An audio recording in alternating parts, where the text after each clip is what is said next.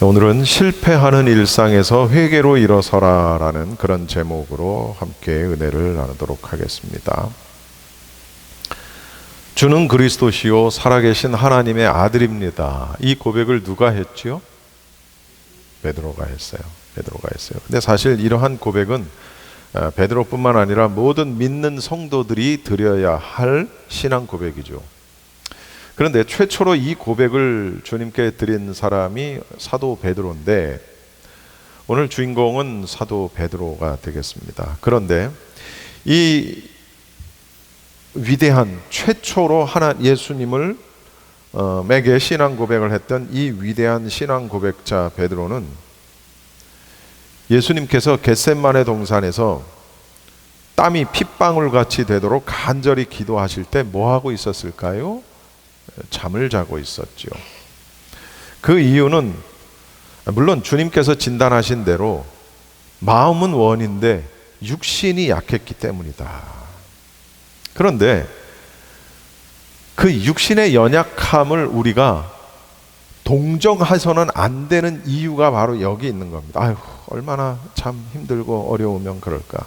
이러한 연약함으로 인한 베드로의 이러한 모습은 결국 어떤 결과를 초래하는고 하니 오늘 본문의 내용입니다. 시험에 빠져서 예수님의 제자됨을 부인하게 되는 결과를 초래한다라는 것입니다. 여러분, 마땅히 기도해야 될 때 또는 깨어 기도해야 할 때 기도하지 못하면 그것이 무슨 뭐 놀러 가거나 무슨 뭐 취미 활동 하러 가다가 기도하지 못하는 건 뭐 말할 것도 없지만 심지어 그것이 내가 너무 힘들고 어려워서 기도하지 못할 때라도 그 결과는 동일하다는 것을 우리는 알아야 합니다. 오늘 본문은 예수님께서 이미 예언하신 대로 베드로가 사람들 앞에서 예수님을 무려 3번이나 부인하는 사건이 소개되고 있습니다. 이 사건은 오늘 누가복음을 봤습니다마는 사실은 이 사건은 사복음서가 모두 기록하고 있습니다. 그런데 약간의 차이는 있습니다. 특히 오늘 이 누가복음의 누가는 베드로가 예수님을 부인하는 모습들을 표현함에 있어서 베드로의 저주와 맹세의 내용은 생략합니다. 조금 부드럽게 기록을 했어요. 그러나 반면에 누가는 주께서 베드로를 돌이켜 보시면서 보시는 장면을 첨가를 하게 됩니다. 좀 더 극적인 장면을 연출을 하죠. 이 내용은 이제 우리가 말씀을 보면서 살펴볼 것입니다. 예수님께서 체포가 되셔서 끌려가시게 되자 제자들은 모두 예수님을 버리고 흩어져서 도망을 가게 됩니다. 여러분, 이게 무리들이 도망을 간 게 아니고 무리들도 도망을 갔겠죠, 물론. 그러나 여기서 지금 포인트는 뭐냐면 예수님과 3년을 같이 동고동락을 했던 예수님의 제자들이 예수님이 잡히시고 끌려가시는 모습을 보자 모두 흩어져 도망했다는 거예요. 제자들이. 이 어떤 의미를 우리에게 줄 수 있는가 하니 우리도 얼마든지 그럴 수 있다라는 거예요. 우리가 순교할 수 있을 것 같고 우리가 얼마든지 말씀에 굳게 서서 예수님을 부인하지 않을 것 같지만 지금의 우리 마음은 그럴 것 같지만 이게 어떤 결정적인 순간에 이르르면 우리도 제자들처럼 흩어져 도망갈 갈 가능성이 얼마든지 있다는 걸 우리는 알아야 합니다.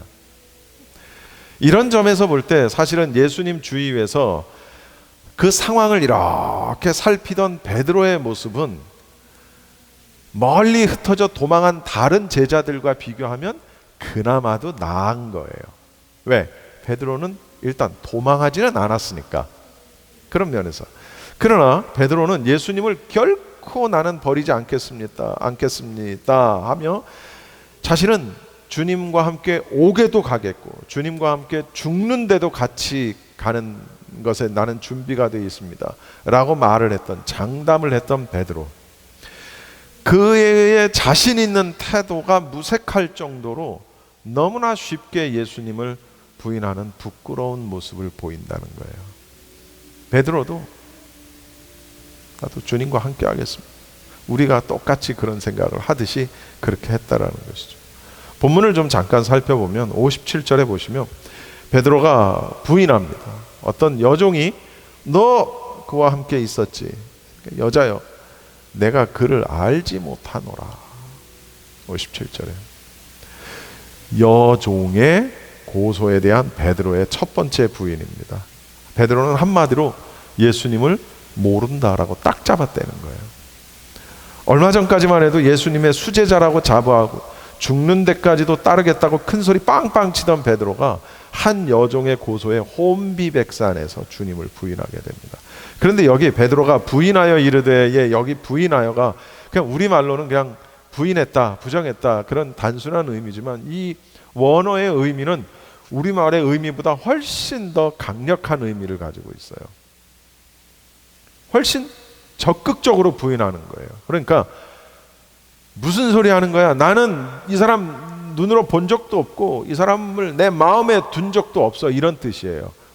원어로 이걸 그대로 해석을 하자면, 그러니까 우리 말보다 훨씬 더 적극적이죠.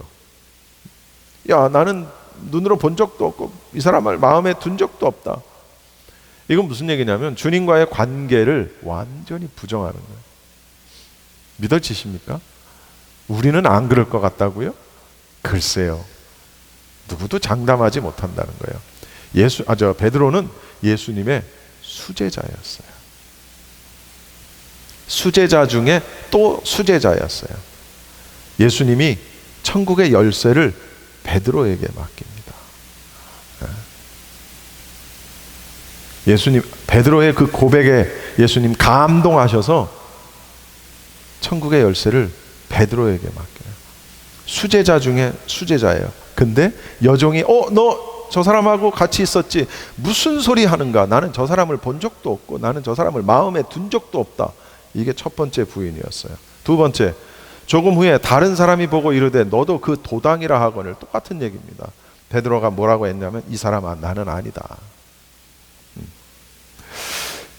오늘 본문에는 그냥 다른 사람이 이렇게 표현이 되어 있지만 마태복음의 기록에 의하면 이 사람도 역시 종의 신분이었다라고 기록이 되어 있습니다. 그래서 베드로는 여기서 두 번째 부정을 하게 되죠. 베드로는 첫 번째 위기는 잘 넘겼는데 또 다른 사람이 와서 네가 예수님의 제자였다라는 것을 폭로하자 이번에도 거짓으로 위기를 모면을 하는 거예요. 그랬다가 이제 59절에 한번 읽어보겠습니다. 시작. 한 시간쯤 있다가 또 한 사람이 장담하여 이르되 이는 갈릴리 사람이나 참으로 그와 함께 있었느니라. 여러분, 세 번째로 베드로를 예수님의 제자라고 고소한 사람은 다른 두 사람보다도 자신 있게 자기의 주장을 내세웠는데 요한복음에서는 이 사람이 누구라고 표현이 되냐면 나중에 그 베드로가 왜 칼로 어떤 말고의 귀를 자르잖아요. 예수님 체포하는 과정에서 그 말고의 친척이다라고 이제 요한복음에서는 그렇게 이제 이 사람에 대해서 기록을 하고 있습니다. 아무튼 그는 베드로가 갈릴리 사람인 것에 대한 증거까지 되면서 베드로가 예수님의 제자임을 강력하게 주장을 하죠. 결국 베드로는 점점 갈수록 위기에 몰리게 됩니다. 그랬더니 60절에 뭐라고 하냐면 한번 같이요. 시작. 베드로가 이르되 이 사람아 나는 네가 하는 말을 알지 못하노라 하고 아직 말하고 있을 때에 닭이 곧 울더라. 자, 마태의 기록에 의하면 베드로가 세 번째 부인할 때는, 오늘 여기에는 누가복음에는 기록이 안 되어 있는데 세 번째는 저주하고 맹세하면서 부인합니다. 마태복음의 기록에는 베드로가 세 번째 부인을 하는데 이 사람아 나는 지금 내가 이 사람을 알지 못한다라는 말을 하는 도중에 무슨 일이 벌어져요? 닭이 울어요. 이 사람아 나는 이 사람을 알지 못하고 어쩌고 저쩌고 말이 아직 끝나지 않았는데 꼬끼오 하고 닭이 우는 거예요. 그 닭이 우는 소리를 베드로가 딱 듣자마자 정신이 확 드는 거예요. 그때 예수님의 말씀이 내 기억에 확 들어오는 거예요. 달기 울기 전에 네가 나를 3번 부인할 것이다. 참 신기하죠?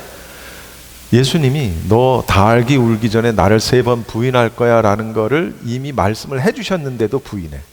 참 그러니까 그 순간 잊어버리는 거지.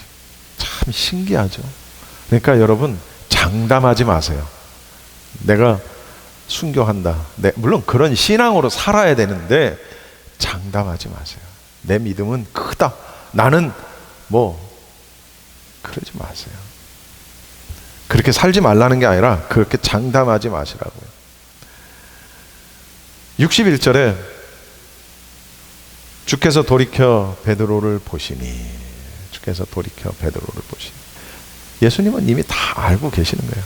끌려가는 도중에도 지금 베드로가 부인하고 있는 걸 다 알고 계시는 거예요. 그리고 꼬끼오 하고 달겨오니까 예수님이 이렇게 돌아서 베드로를 보시는 장면.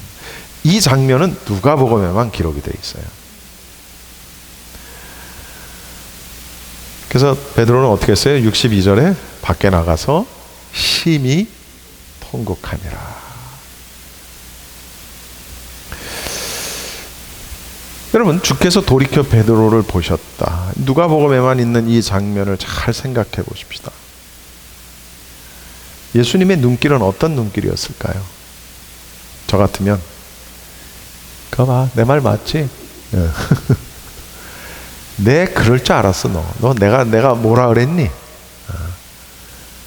봐봐, 너 3번 부인했지? 에이그 저것도 수제자라고. 에이그 내가 너를 믿느니 내가 예수님의 눈빛이 그것이었을까요? 아니었겠죠. 예수님의 눈빛은 그러한 책망의 의미보다는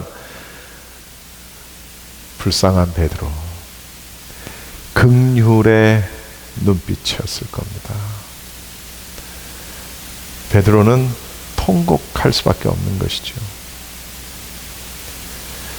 여기까지가 오늘 본문의 내용입니다. 사실 베드로가 예수님을 부인하게 된 상황은 사실 가만히 따지고 보면 굉장히 생명의 위협을 느낄 정도로 아주 극한의 상황은 아니었어요. 그죠? 네. 지금 칼로 여기를 그냥 이렇게 들이대고 하는 그런 상황이 아니었단 말이에요. 그것도 어떤 관리나 관료가 나와서 하는 것도 아니고 여종이. 따라서 이것은 아까도 얘기했지만 하나님의 사람으로 살아간다는 것, 더 나아가서는 제자로 살아간다는 것이 얼마나 어려운 일인지를 보게 해주는 장면이라는 것이죠.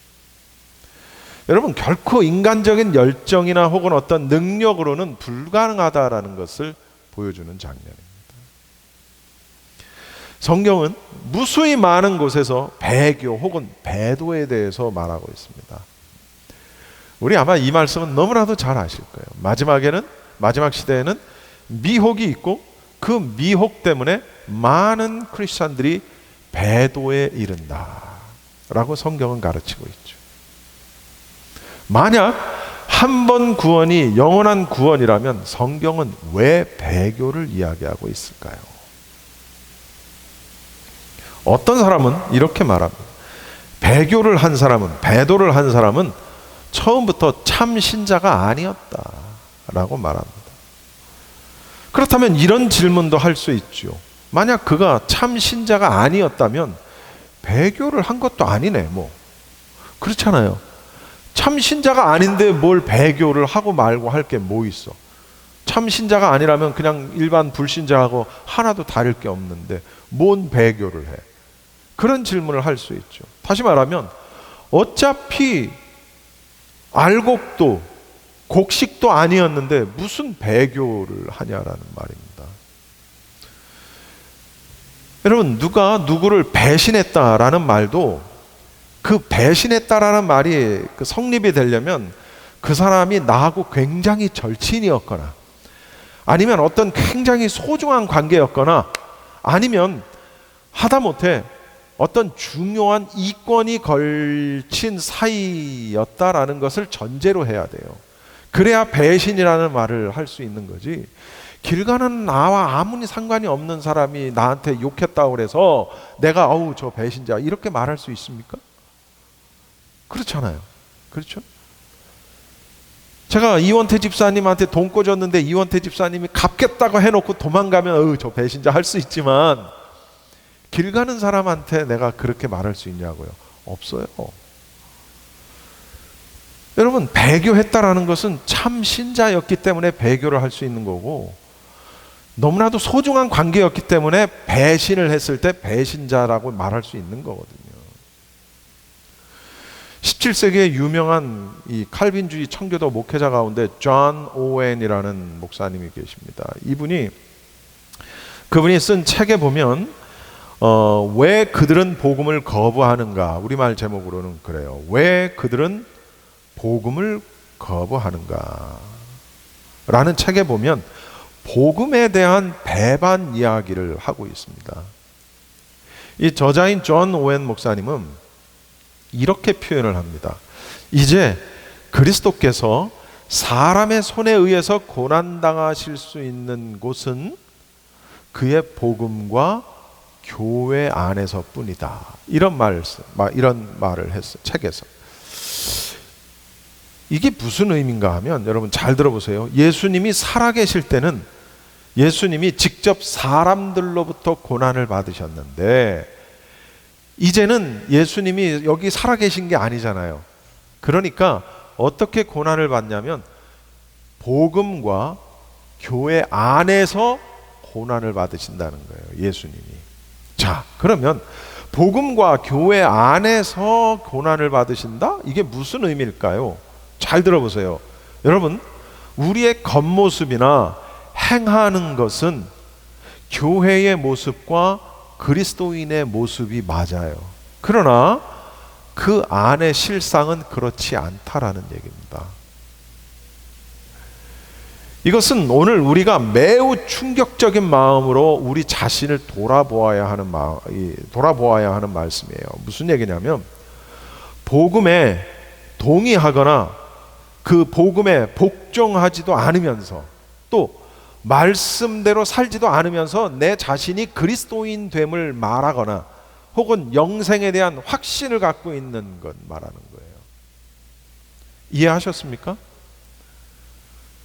그래서 예수님이 이제는 복음으로 혹은 교회 안에서 고난을 받으신다는 거예요. 아, 성경책 다 아주 교회 다니는 장로님과 할렐루야.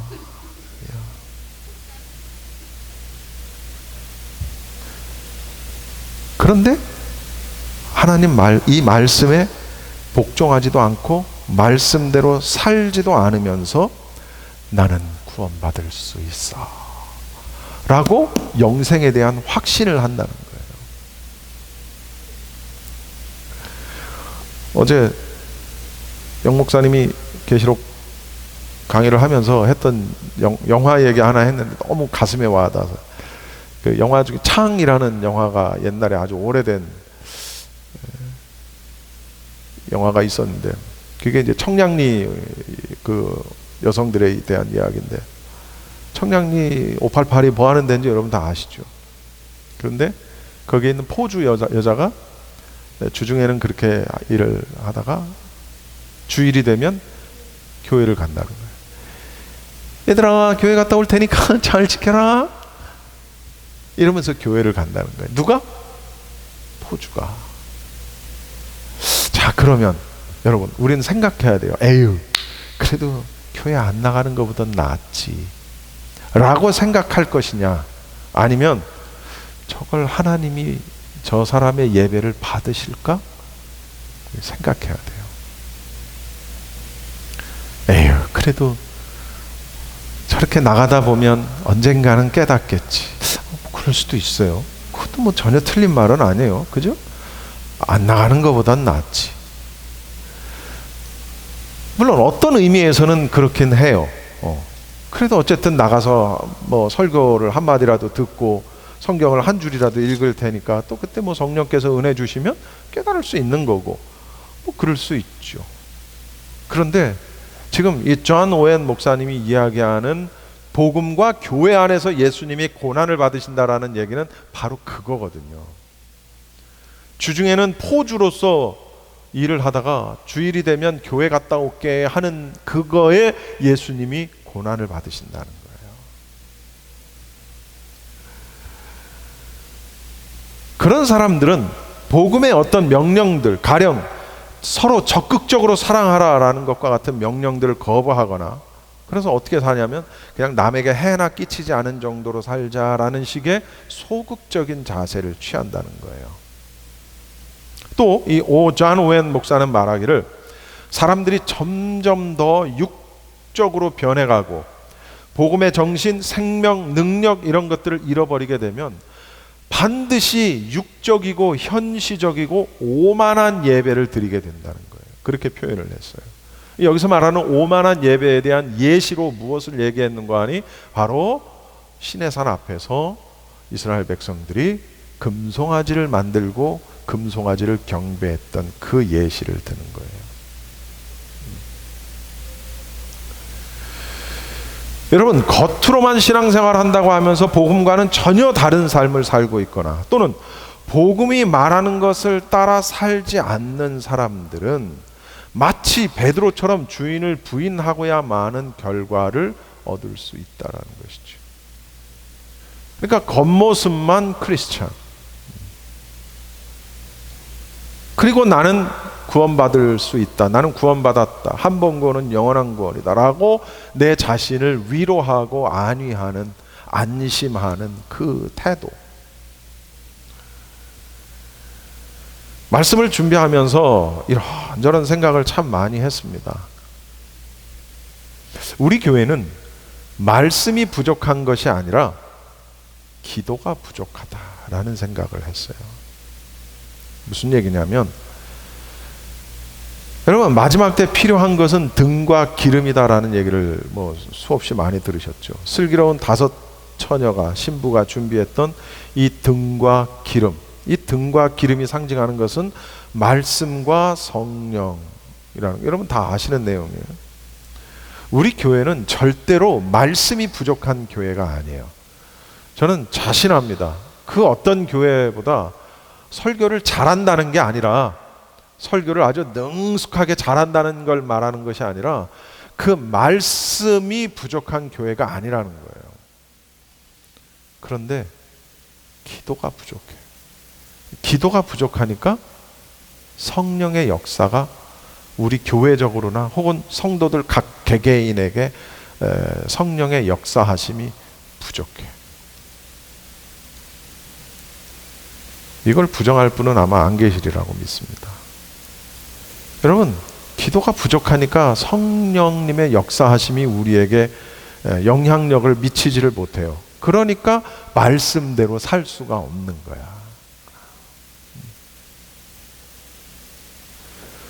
우리는 주님의 말씀을 따라서, 복음을 따라서 살아가고 있는지, 아니면 여전히 교회를 출입하면서도 복음에는 무관심하고 귀를 기울이지 않는 삶을 살고 있는지, 나는 정말 그리스도인인가 라는 것을 우리가 한번 생각해 볼 필요가 있다는 것이죠. 나는 그리스도인인가? 나는 알곡인가? 쭉정이인가? 나는 곡식인가? 가라지인가? 추수 때 단으로 묶여 태워질 가라지인가? 다시 본문으로 돌아가면서 마무리하겠습니다. 베드로가 이 닭의 울음소리를 듣고 예수님의 눈길을 보았을 때 예수님께서 하신 말씀을 기억하고 회개하고 통곡을 합니다. 이게 바로 인간의 연약한 모습에 대한 자기 고백이라는 것이죠. 주님은 실수하고 넘어진 자에게 회복의 기회를 주십니다. 할렐루야. 실수하고 넘어진 자를 짓밟지 않으세요. 하나님은 반드시 회복의 기회를 주십니다. 무엇을 통해서? 회개를 통해서. 베드로는 완전히 넘어졌어요.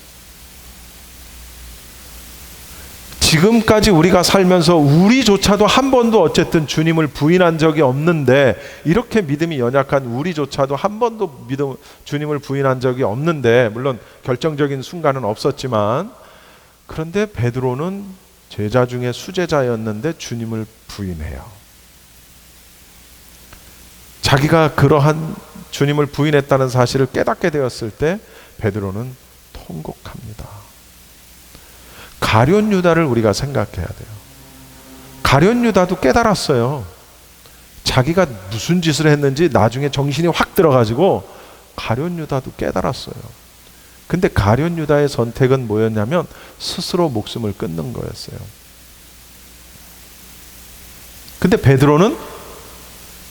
베드로의 죄가 가룟 유다보다 못하다라고 말할 수 없어요. 그죠? 어떤 죄의 경중을 따졌을 때 누가 더 높다 낮다 이걸 말할 수 없을 정도로 베드로가 3번이나 부인한 것은 그건 배교예요. 그죠? 근데 베드로는 그 사실을 깨닫고 심히 통곡하고 회개의 자리로 올라왔어요. 그러나 가룟 유다는 심히 통곡하고 자살을 선택을 하게 됩니다. 자신의 실수와 죄로 인해서 심히 통곡하는 베드로, 아무 말씀이 없으셨지만 그분 눈빛 안에, 예수님의 눈빛 안에 모든 게 담겨 있었어요. 그 긍휼하심. 베드로의 연약함을 이해하시고 용서하시고 이전에 그에게 주신 약속을 기억하라라는 권면까지 담은 사랑의 눈빛이었어요.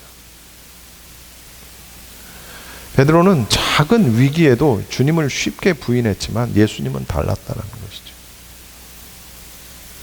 어떠한 경우에도 우리를 향한 예수님의 사랑은 변함이 없습니다.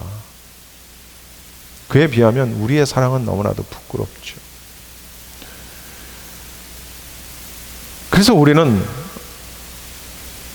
우리가 해야 할 기도는, 우리의 마음은 이것밖에 없는 거예요. 인애하신 구세주여, 죄인오라 하실 때 날 부르소서. 내가 자복하고 회개하니 믿음 주세요. 우리의 상한 마음을 고치시고 구원하세요. 라고 기도할 수밖에 없는 거예요. 기도합시다.